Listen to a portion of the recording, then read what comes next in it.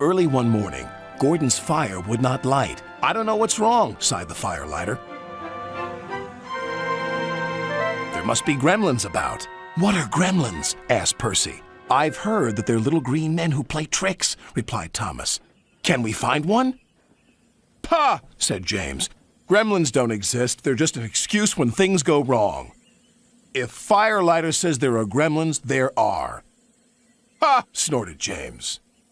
Sir Topham Hatt had heard everything. "Silence!" he said.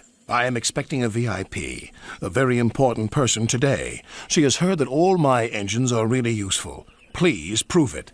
"Yes, sir," they all said. "As long as the gremlins let us." "What gremlins?"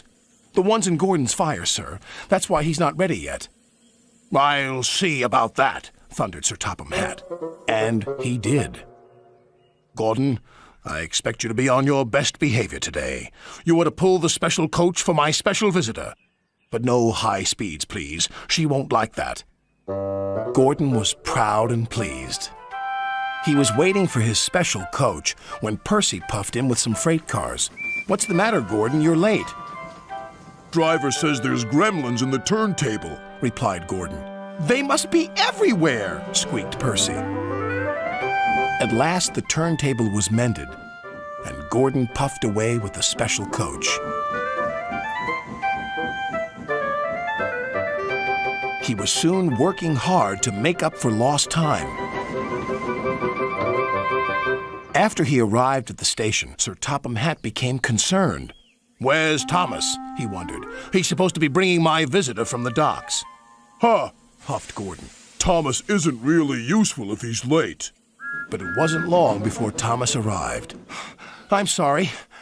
A cow strayed on the line and we had to wait for the farmer to take her away. But driver says your visitor is here safe and sound." "Indeed she is," smiled Sir Topham Hatt. "How nice to see you." "Who is it?" whispered Percy. "I don't know," replied Thomas. "But Sir Topham Hatt is certainly keen to please her. He's arranged a special party for her." "She's got a dog as well," said Percy. "Row! Come on, Thomas," said the driver. "You need a drink." "Pah!" puffed Gordon. "Thomas is just a lazy little engine. Sir Topham Hatt is expecting me to arrive on time. We're late because of Thomas." Gordon's driver decided to make up for lost time. Then there was trouble.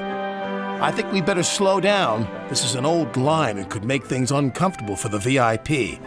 And it did. She was taking a bath and the water was slopping all over the place. "Oh!" she cried.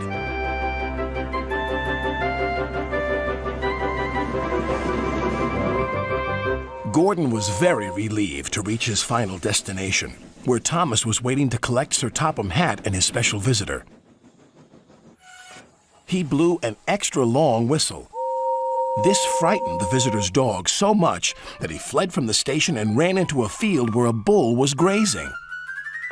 The bull frightened the little dog even more. He ran back again, onto the platform and over the bridge. "Row! Row! Row!"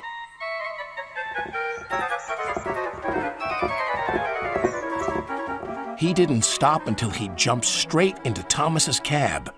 "Row!"